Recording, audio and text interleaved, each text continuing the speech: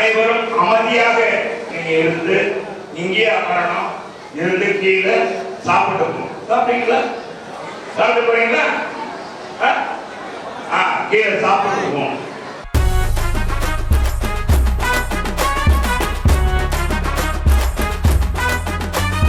அனைவருக்கும் பிரியாணி விருந்துக்கு ஏற்பாடு செய்யப்பட்டிருக்கிறது. சாப்பிட்டு விட்டுதான் போக வேண்டும், சரியா?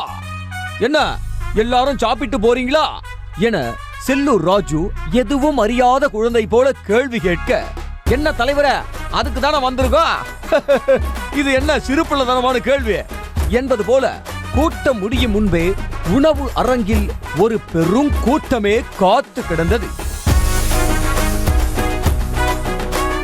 அதிமுக மதுரை மாநகர் மாவட்ட கழகத்தின் சார்பில் வாக்குச்சாவடி முகவர்கள் ஆலோசனை கூட்டம் நடைபெற்றது.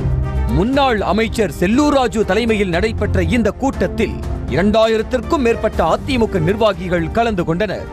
கூட்டத்தில் கலந்து கொண்டவர்களுக்கு முன்னாள் அமைச்சர் செல்லூர் ராஜு மட்டன் பிரியாணி, சிக்கன் குருமா, புரோட்டா, அவித்த முட்டை என சிறப்பான இரவு உணவு ஏற்பாடு செய்திருந்தார்.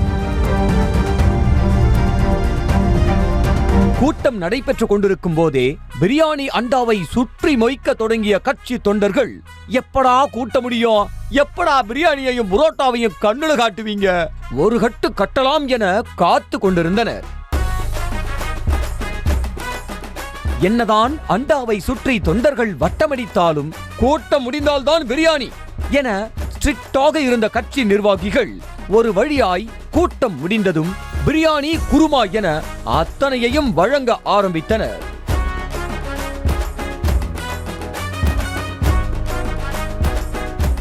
தட்டுகளில் பிரியாணி வாங்கிய பெண் மற்றும் ஆண் தொண்டர்கள் படாத பாடுபட்டுதான் அந்த இடத்தை விட்டு நகர்ந்தனர். எந்த பிளேட்டில் குருமா ஊற்றினோம், எந்த பிளேட்டில் முட்டை வைத்தோம், எந்த பிளேட்டில் புரோட்டா வைத்தோம் என்பது கூட தெரியாமல் கட்சி நிர்வாகிகள் வழங்கி கொண்டிருக்க தொண்டர்கள் முண்டியடித்து வாங்கி சென்றனர்.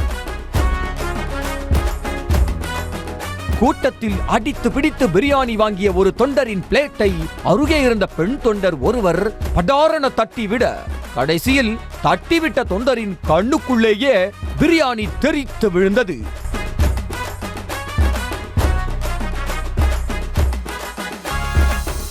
இதேபோல் வெள்ளை வேட்டி சட்டை அணிந்திருந்த தொண்டர் ஒருவரின் கை, புருவம், நெற்றி, சட்டை என அனைத்திலும் பிரியாணி சிதறி கிடக்க, அவரோ அதையெல்லாம் கண்டு மனம் தளராமல் பிரியாணியை பத்திரமாக வாங்கிவிட்டுதான் அங்கிருந்து நகர்ந்தார்.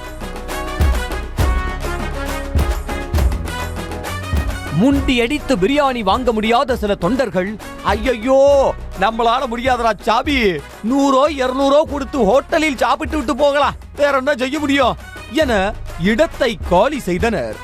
இப்படியாக வாக்குச்சாவடி முகவர்கள் ஆலோசனை கூட்டம் பிரியாணி போரோடு நடந்து முடிந்தது. செய்திகளை உடனுக்குடனும் துல்லியமாகவும் தெரிந்து கொள்ள சப்ஸ்கிரைப் பண்ணுங்க.